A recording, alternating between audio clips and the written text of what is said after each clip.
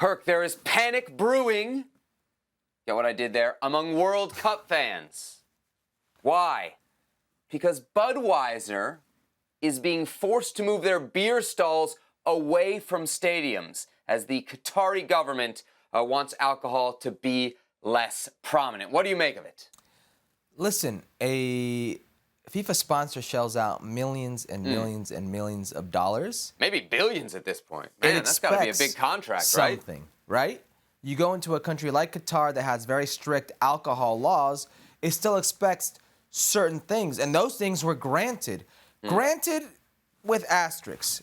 Sure, like you can't have alcohol during the games. You could only have them before the games and after the games, and the beer being sold inside the stadium during the game would be a non-alcoholic option. Okay, caveats, okay, asterisks. But to all of a sudden move the goalpost 8 days before the tournament starts and be like, oh, by the way, we want to hide these famous red tents that you've had since you became a FIFA sponsor. We want to make it less accessible for people to get your product. Oh, man. This is Fire Festival stuff that's happening 8 days before this tournament kicks off. You used the term move the goalpost, Herc. I like that because this is yet another instance of the organizers of this tournament doing just that, right? Moving the goalposts or maybe changing the rules on the fly. At first, it's just the timing of this tournament, right? The fact that we're having it here in the winter instead of summer. When this tournament was first given to Qatar, we were told it was going to be in the summer. Oh, no, it turns out you can't play in 110 degrees Fahrenheit, so now we got to do it in the winter. And if you're a sponsor like Budweiser, you were sold something very specific what you would be able to do. And now, as you point out, what, a week and a day, 8 days before the tournament starts, they're finding this out. I don't think it's fair to the sponsors. I don't think it's fair to the fans, right? Because the fans who are going have also been told that this is what you will be able to expect.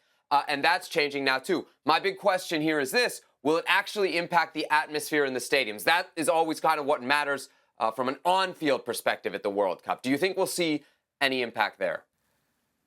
I don't know. You don't have to drink alcohol to have a good time. So that's not the issue here. It's what you sign up for, and it's what you get. And if they're doing this with the biggest of sponsors, people that shell out millions and millions of dollars, what do you think is going to happen with your dollars, with your pesos, with your francs, with your sterling, whatever the case may be? What do you think that's going to do? Yep.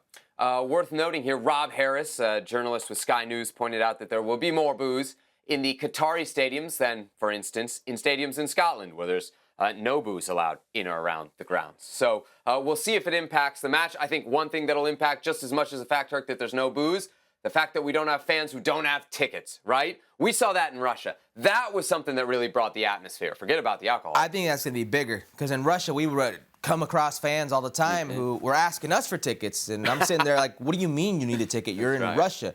They would second mortgage on their homes, refinance their homes or whatever to get to Russia, look for tickets later, figure it out as they go. Well, you can't go to Qatar unless you have a game day ticket to get your Haida card, to get your visa, if you will. It's a country of 2.9 million people that live there that in this short month, in this winter, will have about 1.5 million visitors, Seb. There's only 80,000 hotel rooms to go around. I repeat, I didn't go to Fire Festival. I watched a documentary. I hope we're not part of a documentary in the future. Yes, so there we have it. Qatar getting ready to host the World Cup. We know there will be beer there, Herc. You'll just have to walk a little bit further to get it. That's well, producer Beto. Let's go.